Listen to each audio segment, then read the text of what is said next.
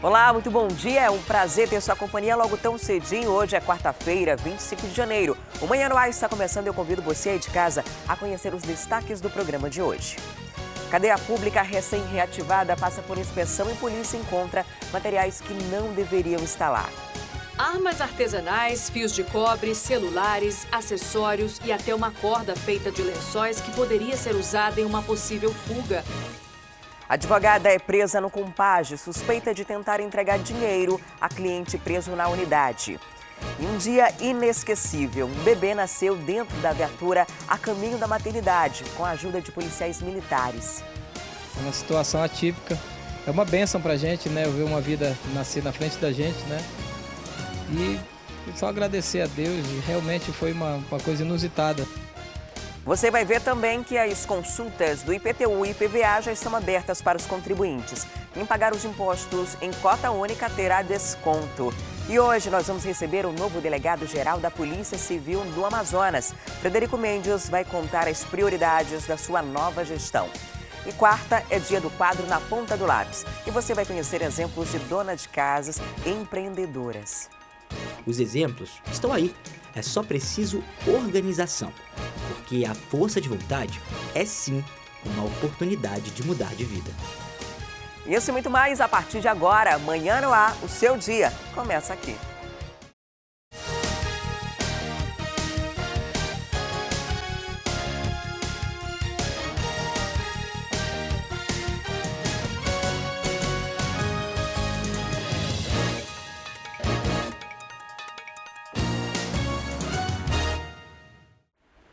Olá, muito bom dia. Nós já estamos ao vivo e você pode participar do Manhã no Ar com a gente. Manda para cá a sua sugestão de reportagem, denúncia, a sua reclamação, seus flagrantes. É só enviar uma mensagem de áudio ou vídeo para o nosso WhatsApp. O número é esse aí, ó, 992258767. Você pode ainda interagir com a gente nas redes sociais. É só entrar no Facebook e colocar lá Manhã no Ar, interagir com a gente, deixar o seu recadinho.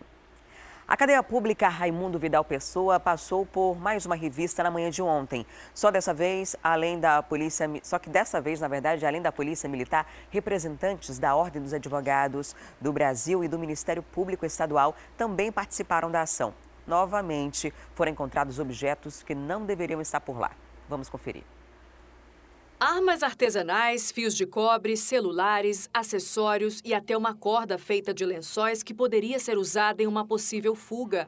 Tudo isso foi encontrado nesta terça-feira na revista que a Secretaria de Administração Penitenciária fez na cadeia Raimundo Vidal Pessoa. Além da ação da Polícia Militar, a Ordem dos Advogados e o Ministério Público também acompanharam a revista e verificaram as condições do presídio e o atendimento médico. Entre as irregularidades, a Comissão de Direitos Humanos da OAB constatou que apenas 2 agentes penitenciários cuidam de 240 presos. Então isso é um absurdo. Eles têm que levar o médico, levar o parlatório jurídico, pagar a alimentação, ver se os presos estão serrando grade, ver se estão quebrando cadeado, ver se estão no forro da Vidal. Ou seja, o Estado teima, infelizmente, em não ter ações efetivas no que concerne ao sistema carcerário.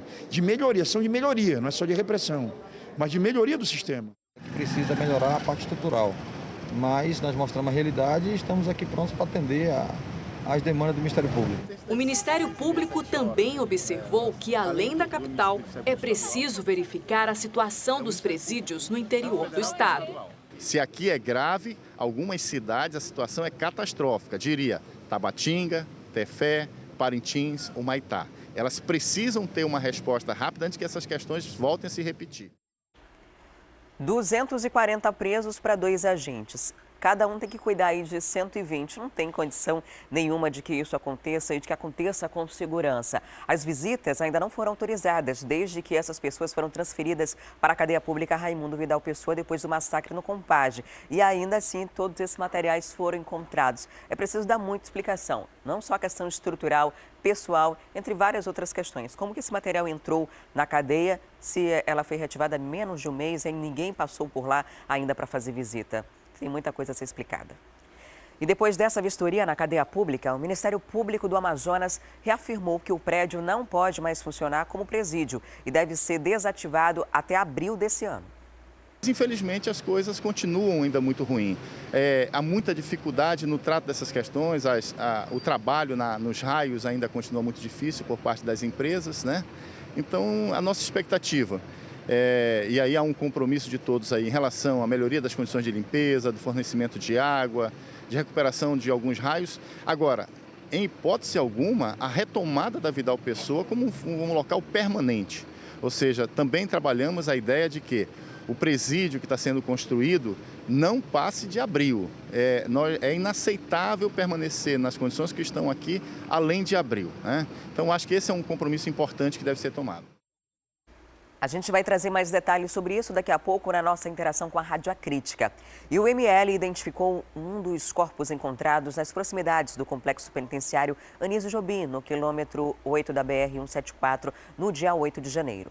Com isso, sobe o número de mortes do massacre do Compage. Sobre esse assunto, daqui a pouquinho a gente traz mais detalhes, que identificação é essa e atualiza também quantos detentos já foram identificados, quantas mortes contabilizadas e quantos corpos ainda precisam ser identificados pelos seus familiares e pelo IML. Representantes da Secretaria Nacional dos Direitos Humanos vieram de Brasília para colher informações sobre o sistema carcerário aqui do Amazonas. Eles começaram ouvindo já os familiares dos presos que morreram no massacre no início do mês. As ouvidoras entrevistaram pessoas como esse rapaz. O irmão dele é uma das 64 vítimas das rebeliões no início do ano, nos presídios de Manaus. Elas estavam aí para ouvir a gente, né? Para ouvir, se havia tortura, se havia... como é que a gente era tratado. Eles vão levar isso em conta, né? Vão procurar saber o porquê disso acontecer. A reunião com os familiares aconteceu a portas fechadas aqui na Escola Superior da Defensoria Pública do Estado. As representantes da Secretaria Especial de Direitos Humanos também estiveram no início da tarde no complexo penitenciário Anísio Jobim para verificar como está a situação dos presos por lá. A ideia de toda essa programação, que segue também nesta quarta-feira, é de montar uma denúncia que possa responsabilizar os culpados pela crise carcerária no Estado. A responsabilização, né, dos atores que estão envolvidos e que de alguma forma foram negligentes e que ocorreu isso, também as melhorias no sistema para que não tenha, né, não haja mais repetição deste fato e também as indenizações que fazem parte, obviamente, do sistema brasileiro jurídico e que essas famílias têm direito, e nós vamos acompanhar todo esse processo. Ainda na noite desta terça-feira, as ouvidoras também se reuniram com organizações da sociedade civil. O objetivo é montar uma rede que possa ajudar a enviar informações daqui para Brasília sobre a situação nos presídios. E agora a gente vai atualizar o número de mortos nos complexos penitenciários aqui do Amazonas desde o início do mês. O IML identificou mais um corpo e sobre esse assunto eu converso ao vivo agora com Danilo Alves. Olá, Danilo, bom dia. Conta pra gente quem é essa pessoa que foi identificada e atualiza aí esses números. Já passam de 60, né? Com essa identificação a gente chega a que totalidade de números?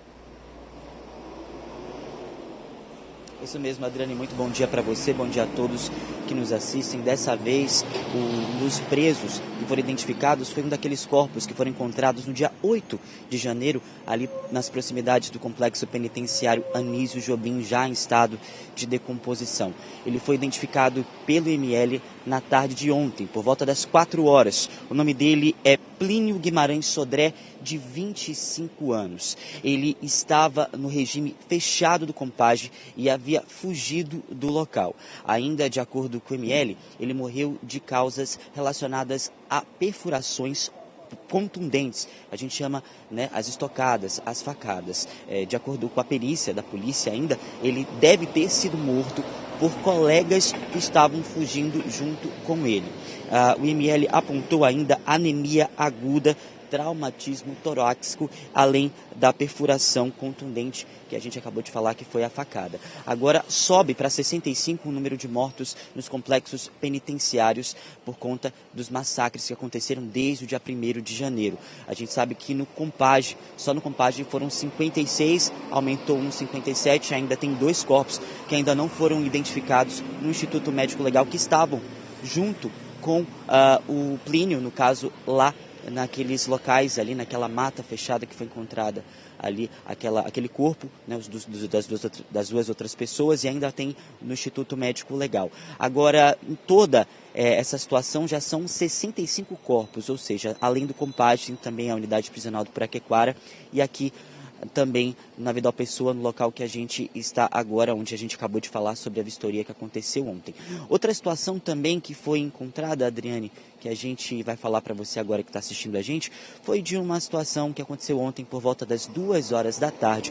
A polícia militar, a polícia da Força Tática da PM, estava fazendo um patrulhamento aqui próximo à cadeia pública Raimundo Vidal Pessoa, onde estava verificando a situação da família dos presos, que ainda se encontra aqui. A gente sabe que existe uma situação aqui muito complicada das famílias que querem ajudar, né, os seus familiares a colocar aí as comidas, outros tipos de objetos. A gente sabe que teve a vistoria aí com essa situação complicada de objetos que não são autorizados, como celulares.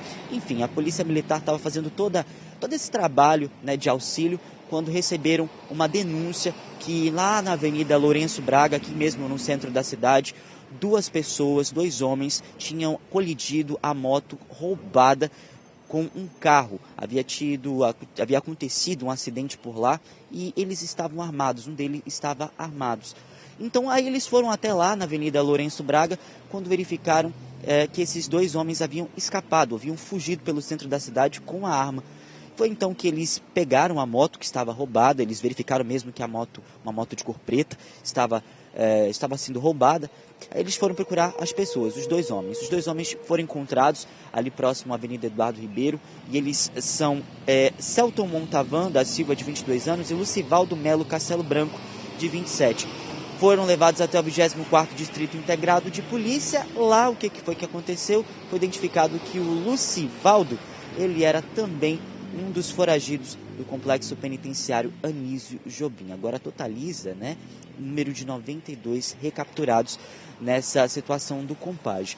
Agora, aqui na Vidal Pessoa, como a gente acabou de falar sobre a questão das famílias, ainda tem também aquelas 2 pessoas no dia que aconteceu, no dia 8, no dia 7 de janeiro, que aconteceu aqui, a situação, né, dos 4 mortos aqui da Vidal Pessoa. Houve também 2 pessoas que não foram identificadas, que não tinham sido encontradas durante a recontagem, esses desaparecidos. E foram esses desaparecidos também que ainda não se sabe o paradeiro deles. O que acontece é o seguinte, que as pessoas, a Polícia Militar, a Polícia Civil, tanto as pessoas que também podem colaborar, as pessoas que moram aqui por perto, até mesmo que moram ali naquelas comunidades próximas aos complexos penitenciários, podem também denunciar as pessoas que estão foragidas. A PM já levou, né, o Lucivaldo e também o outro suspeito, o Celton, para a delegacia, e os 2 já foram para os correspondentes, né, para os complexos penitenciários correspondentes. No caso, o Celton foi para o CDP e o Lucivaldo voltou para o Compage. Adriane. Tá certo, Danilo. Muito obrigada pelas informações. Até daqui a pouco. E ontem a Polícia Militar entrou no presídio de Alcaçuz, em Natal, lá no Rio Grande do Norte, para uma revista minuciosa em todos os pavilhões. Há 11 dias, integrantes de 2 facções criminosas disputam o poder. Os detalhes da rebelião, que deixou 26 mortos, e de confrontos em outros presídios, como daqui do Amazonas no início desse mês, você vai ver amanhã no Câmera Record.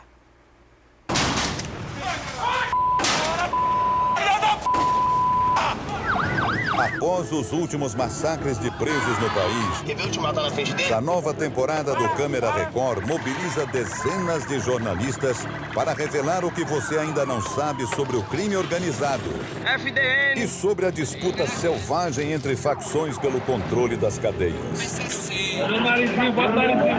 Nossos repórteres no meio da operação da Força Especial para retomar presídio das mãos do sindicato do RN. O gol está no comando da unidade! Todos os internos pro fundo da quadra! Bandido delata à justiça como funciona esse grupo criminoso do Nordeste. O pessoal tem armamento? Arma não falta não, é muita arma. O acesso à penitenciária onde começaram as decapitações no Brasil. Aqui ficam presos de todas as facções. Entrevistas exclusivas com os líderes das organizações que dominam o tráfico e as prisões do Maranhão. Todo mundo é inimigo aqui de todo mundo, entendeu? O envolvimento do poder público com a família do norte do Amazonas. Eu acho que é mais de 100 mil votos. As sentenças de morte dos tribunais paralelos. E a sentença dele vai ser queimado no fogo. Mãe reconhece corpo de filho ao ver imagens de nossas câmeras da tragédia de Alcaçuz. Diga que não é, Maria, pelo amor de Deus. Olha, é ele, eu conheço. E por que os chefões do crime temem tanto estas celas? É a área de isolamento, onde as regras são mais rígidas. Nesta quinta, logo após o Jornal da Record. E 3 mortes com características de execução foram registradas no início dessa semana nas zonas oeste e centro-oeste de Manaus. Os crimes aconteceram nos bairros de Alvorada, Santo Agostinho e lá na Compensa. A polícia trabalha para descobrir a identidade dos suspeitos. O mototaxista Salmo Vieira Santos foi abordado nesse trecho da rua Teófilo Dias, na Compensa. Ele e a passageira que ele transportava foram obrigados a entrar em um carro por volta das 6h30 da noite. Salmo tentou fugir para o campo do Centro Desportivo da Compensa, mas foi morto, com tiros na cabeça e nas costas.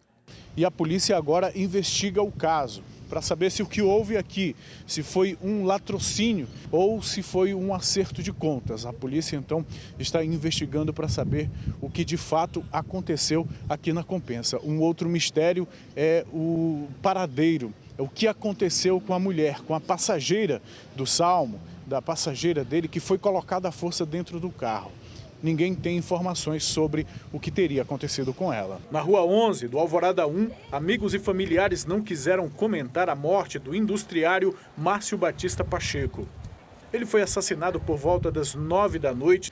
Segundo algumas testemunhas, 5 homens armados e encapuzados chegaram no local atirando. Márcio foi atingido com pelo menos 20 tiros e morreu no local. No Santo Agostinho, também na Zona Oeste, uma mulher ainda não identificada foi morta com pelo menos 12 tiros. Segundo a polícia, ela foi tirada de um carro por volta da meia-noite, estava com as mãos amarradas e foi assassinada na Avenida Chaves. Segundo o delegado Torquato Moser, a polícia ainda não tem dados para afirmar se os crimes foram mesmo execuções ou acerto de contas e vai investigar os casos. Posso afirmar que se trata de mortes violentas, em razão da quantidade de tiros desferidos. Então, estamos trabalhando, conversando, investigando na rua e em campo para colher informações no sentido de que lá na frente possamos entender a motivação e assim descobrir o autor desses delitos e a consequente persecução penal. E a polícia conseguiu prender Thales José Nascimento da Costa, conhecido como Neném. Ele é suspeito de cometer 11 homicídios aqui em Manaus. A prisão aconteceu em cumprimento a um mandado por um homicídio ocorrido no dia 28 de agosto do ano passado, no São José. Conhecido como Neném, o rapaz, ao chegar na delegacia, confessou, além desse, mais 5 assassinatos. E a suspeita é de que tenha sido muito mais. Aqui em depoimentos na delegacia de homicídios, ele tem um envolvimento já em mais 6, o que totalizam 11 delitos. Segundo o delegado, Neném cumpre ordens da família do Norte. A sua função dentro do esquema das organizações criminosas era executar, mas ele se encontra envolvido em outros delitos, certamente, como roubo, no próprio tráfico em si, mas a sua função principal era a execução a mando da organização criminosa. E depois de tantos crimes, a gente vai falar de um caso policial, mas um caso policial do bem. O dia 24 de janeiro de 2017 vai ficar guardado para sempre na memória de 2 policiais militares lá da 13ª SICOM. É que um bebê nasceu dentro da viatura a caminho da maternidade e eles ajudaram no parto. Vamos conferir essa história na reportagem da Júlia Magalhães e Alex Gomes. A madrugada desta terça-feira parecia uma noite normal para 2 policiais que estavam fazendo uma patrulha aqui nessa viatura. Mas o que parecia bem tranquilo e bem normal mudou completamente quando deu 00:30. Aqui está o sargento Freitas Hidalgo, o cabo Joed.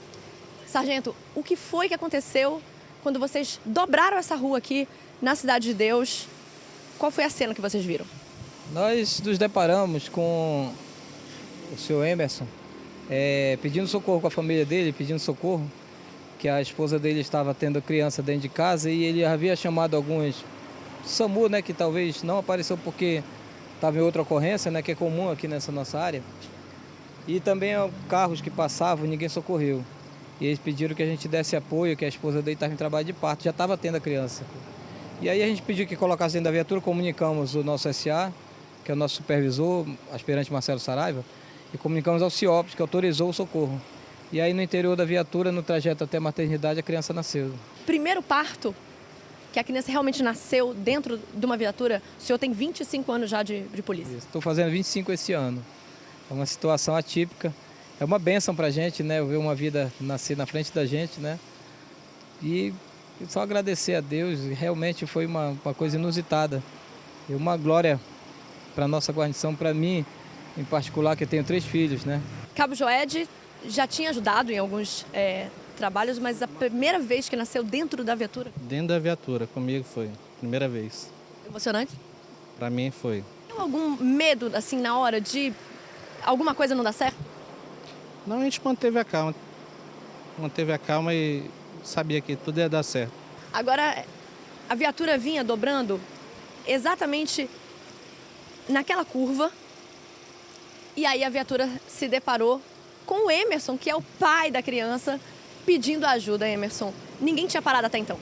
Ninguém. Aí foi quando eu corri para lá desesperado, no mundo ali, aí eles vinham subindo, né? Eu dei com a mão e pedi socorro, expliquei e foi na hora. Aí na hora mesmo, pararam e encostaram aqui na frente, aí meus irmãos ajudaram a me carregar para cá, ela aqui para fora, né? E o bebê já estava nascendo mesmo. E aí eu fiquei desesperado, né? Sem saber o que fazer, que eu nunca tinha visto na minha vida, né? Aí até dizia, ele vai ser policial, porque já nasceu dentro da viatura. Deu tudo tão certo que mãe e bebê receberam a gente na maternidade poucas horas depois do parto. Eu agradeço muito a eles mesmo, né? Se fosse eles, eu acho que eu tinha tido em casa. Eles só saíram depois que me liberaram mesmo. Ainda foram lá, bateram foto dele. Um dos policiais que queria ser o padrinho, o outro também. Já tem 2 padrinhos, então. Né? O bebê realmente recebeu os primeiros atendimentos, né? Foi feito o exame físico, não constatou nenhuma alteração. E o bebê está na enfermaria com ela agora, já mamando no peito, né? E recebendo todo o carinho e amor, né? da mãe. Que gracinha, né? Que bom que deu tudo certo, a polícia pôde ajudar, os policiais auxiliaram nesse parto e agora o bebê já vai ter 2 padrinhos. É um momento que é marcante na vida de qualquer pessoa, você presenciar o nascimento de uma criança e principalmente ser parte decisiva desse momento, né? Se ela não tivesse tido esse suporte, sabe lá o que poderia ter acontecido. Que bom que mãe e bebê passam bem e o bebê já tem 2 padrinhos aí para o resto da vida. E ontem teve mais uma reunião entre Prefeitura e Sindicato dos Rodoviários. No encontro, foi confirmado de fato que a tarifa do transporte coletivo será reajustada, mas o valor ainda não foi definido. O reajuste do valor da tarifa depende de condições impostas pela Prefeitura. Um acordo que deverá ser cumprido tanto pelos rodoviários quanto pelos donos das empresas. Nós construímos esse acordo, que tem como tripé, basicamente, a questão do não aumento para a tarifa estudantil e também um compromisso do Sindicato dos Rodoviários de que esse ano nós não teremos mais paralisações na cidade de Manaus. O acordo foi aceito pelos representantes do Sinetran e pelo Sindicato dos Rodoviários. A Prefeitura anunciou que o aumento vai ocorrer. Só falta decidir o quanto vai ser cobrado nas catracas. Ainda nesta semana deve ser concluído o estudo que vai definir o novo valor da tarifa do transporte coletivo. Para a Prefeitura, a atual crise econômica, a necessidade de melhorias no serviço e o dissídio coletivo dos trabalhadores justificam esse reajuste. A promessa de melhoria nas condições dos ônibus que circulam na cidade parece não convencer a população. Nem para estudante, nem para a gente. Mas está a critério deles, porque a gente, infelizmente, não pode fazer nada. Onda de desemprego, as pessoas desempregadas não terem que pagar uma tarifa tão alta, que é a nossa, se eu não me engano, uma das mais caras do Brasil, né? É um absurdo. Já teve aumento antes e era mesmo a situação que hoje ocorre. De acordo com o contrato firmado em 2011 entre a Prefeitura e as empresas que prestam serviço, por ano, 20% da frota deveriam ser renovados. Nas ruas, a constatação é de que a promessa não vem sendo cumprida. Pode custar R$10 a passagem, hoje vai ser os mesmos. Só fazem pintar e pronto. A consulta do IPTU e IPVA já está aberta para os contribuintes que optarem fazer o pagamento desses impostos em cota única terá desconto. E quem traz mais informações sobre esse assunto para a gente agora é a repórter Amanda Amorim. Olha, os descontos à vista, tanto do IPTU quanto do IPVA, são de 10%. E é possível consultar ou imprimir suas guias de pagamento referentes ao exercício de 2017 pela internet. Para os contribuintes do IPTU e do Alvará, o acesso pode ser feito pelo portal CEMEF Atende. Mesmo assim, os contribuintes também receberão suas guias de pagamento via Correios. Para ter o desconto do IPTU e do Alvará, é necessário estar quite com o fisco municipal até dezembro de 2017. Os impostos não terão descontos para pagamentos parcelados. A cota única do Alvará vence no dia 6 de fevereiro e do IPTU no dia 15 de março. Já a tabela do IPVA também está disponível no site da Cefaz. As regras para o pagamento não foram alteradas, podendo, é claro, o proprietário se regularizar pagando à vista com 10% de desconto ou parcelado em até 3 vezes. A primeira parcela tem 10% de desconto, a segunda 5% de abatimento e a terceira não tem desconto.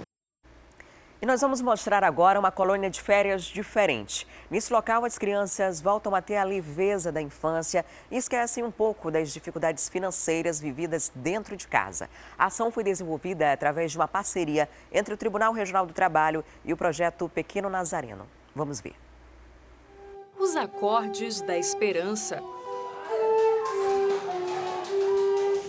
Em poucos dias de treinamento, David e Joedson já dão show. Vim apenas passar minhas férias, aí quando eu cheguei aqui, aí teve esse projeto e eu vim aprender. Tá gostando? Bastante. É legal tocar esse instrumento. Eu gosto dele. O mestre ensina. Não só música, mas a graça que existe na arte, na vida. Eu acredito muito no potencial transformador que a arte tem. E a música, ela serve como uma válvula de escape para essas crianças que estão sofrendo, algumas delas estão no sinal. E a música serve como se fosse um consolo, né? Um refrigério para que elas parem de pensar um pouco nessa realidade que elas têm e descubram coisas novas, né, que a arte traz. 90 crianças que estariam nas ruas de Manaus hoje estão aqui nesta colônia de férias. Mas toda essa ação conjunta vai muito além de um trabalho voluntário. Ela tem devolvido a infância dessas crianças. Pula corda, música, pintura. Na inocência da brincadeira de rua, eles aprendem que podem mudar de caminho.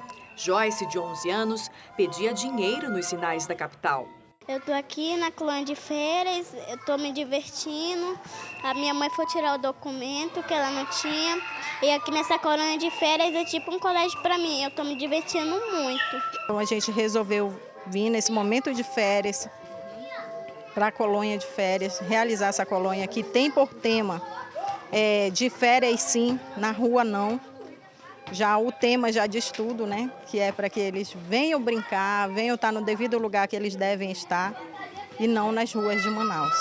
O último levantamento do Fórum Estadual de Proteção e Erradicação ao Trabalho Infantil, o FEPET, apontou que 90% desses jovens que trabalham nas ruas são moradores do bairro, a maioria em situação de risco. O projeto tenta incentivar, né, elas a questão do estudo, né, a maioria completar os estudos e incentivar para o mercado formal. E, ao mesmo tempo, trabalhar essa questão da infância que aparentemente está perdida ou, às vezes, está abandonada justamente pela essa questão da exploração quanto aos sinais, né, sinaleiros, trabalho infantil nesse ambiente, né. Carlos Henrique era mais um que fazia malabarismo nos sinais da capital. O sustento agora virá de outra forma, porque hoje ele não pensa mais em voltar. Não quero não que o papai vai conseguir uns patrocínios para mim e vou deixar de ir pro sinal. Vai retomar a carreira de atleta? É um trabalho de formiguinha, mas que já tem dado frutos. Aos poucos, eles mudam a consciência, percebem que têm oportunidades, que têm infância, recebem de volta o direito de serem apenas crianças. E criança tem que ser criança, né? Uma iniciativa muito interessante. Esses meninos e meninas, alguns tão pequenos, estariam durante esse período, se não estivessem nessa colônia, trabalhando nos sinais, pedindo, fazendo malabares, enfim. Então, qualquer atitude como essa, iniciativa desse tipo, é uma iniciativa muito louvável, tem que se repetir para que essas crianças, de fato, tenham infância, possam sair das ruas, possam estudar, possam recuperar até mesmo a inocência, que a gente sabe que é perdido no dia a dia nas ruas. E tudo o que essas crianças e adolescentes estão aprendendo durante a colônia de férias será apresentado no próximo sábado, às 9 horas da manhã, lá no Centro de Convivência Madalena Arcidal. A apresentação será aberta ao público. E o assunto agora é educação. 3 escolas da rede estadual de ensino tem mais de 3 mil vagas, na verdade 1.200 vagas, disponíveis, e essas vagas não foram preenchidas para esse início de ano letivo. E quem vai explicar os motivos para a gente é a repórter Amanda Morim.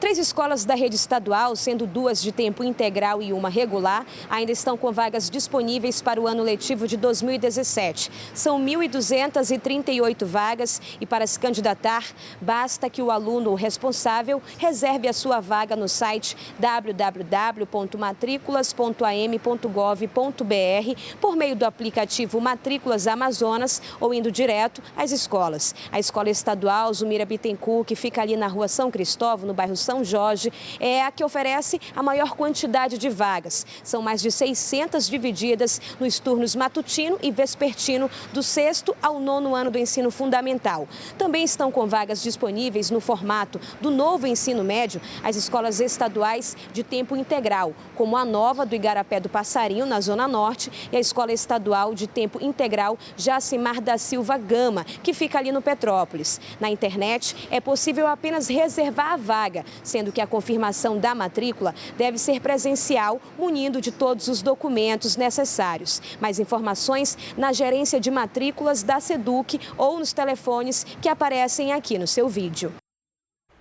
E o Centro Educacional Agnus Dei está com matrículas abertas para este ano de 2017 e conta com um novo sistema de ensino, que é o SAS, Sistema Aridsá de Ensino, para preparar o seu filho para uma educação sem fronteiras. A escola atende berçário, recebendo crianças a partir de 4 meses. Tem também creche, pré-escola e ensino fundamental 1, até o 5º ano em 3 horários, meio período, alternativo e integral. E a escola está com uma super promoção. Quem matricular sua criança ainda este mês, paga as 3 primeiras mensalidades com o valor de 2016. Não perca! Centro Educacional Agnus Dei. Sabedoria, respeito e compromisso em educação infantil e com ensino fundamental 1. Faça uma visita ao Centro Educacional Agnus Dei, que fica na rua Rio Mar, no Vieira Alves. O telefone é esse que está aparecendo aí na sua tela, o 3584-5458 ou 3584-2815. E a Secretaria de Segurança Pública do Amazonas está com inscrições abertas para o curso de Inclusão Digital para quem tem a partir de 50 anos. A ideia do curso é justamente repassar conhecimentos básicos de informática e internet para a terceira idade. E sobre esse assunto eu converso ao vivo com a repórter Larissa Santiago. Olá, Larissa, bom dia. Essas vagas já estão disponíveis? São quantas? Até quando podem ser feitas essas inscrições? Conta pra gente. Oi, Adriane, bom dia para você, meu bom dia super especial para você de casa que está ligadinho aqui acompanhando a programação do Manhã no Ar.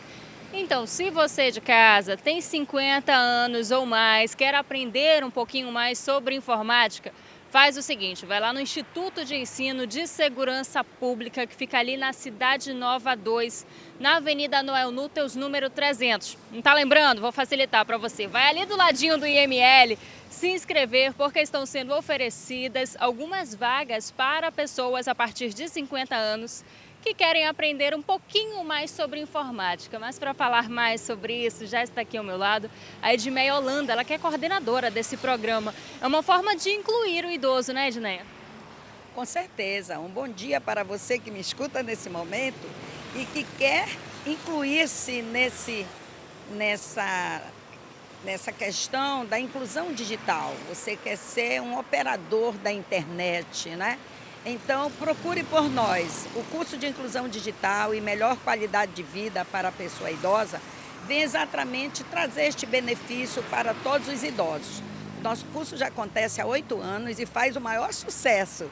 Você precisa comparecer e comprovar. Basta ir lá ao lado do IML e se inscrever. O que precisa levar de documentação? Olha, a sua documentação é uma foto 3x4, a sua RG, né, que é a carteira de identidade, o comprovante de escolaridade e comprovante de residência. Não tem taxa de inscrição, porque é um curso do Sistema de Segurança Pública, então nós estamos para atendê-lo. Se você não tem o comprovante de escolaridade, porque deixou na cidade de onde você estudou e não trouxe a comprovação, nós fazemos um teste na hora. Aí facilita um bocado, né? Agora conta pra gente, com que frequência são feitas essas aulas, que dias da semana, quanto tempo dura? O curso tem uma duração de 4 meses, né? Temos 2 aulas por semana, trabalhamos segundas e quartas e terças e quintas, você vai escolher o dia e o horário é pela manhã de 9 às 11, então 2 vezes por semana, e à tarde, de 15 às 17 horas, também 2 vezes por semana. Agora, Edmeia, a pessoa que se inscrever nesse curso, ela não vai só aprender informática, né? Tem uma série de outras atividades, né? Sim, com certeza. Eu falava para a linda menina que está me entrevistando, Larissa, que nós não somos somente este corpo, nós somos corpo e mente e espírito. Então nós temos que cuidar também de trabalhar o corpo e a mente, né? Então nós dançamos, nós cantamos, nós temos coral, nós vamos para beber, nadar na piscina, nós fazemos concurso, nós realizamos palestras educativas de motivação, palestras de motivação.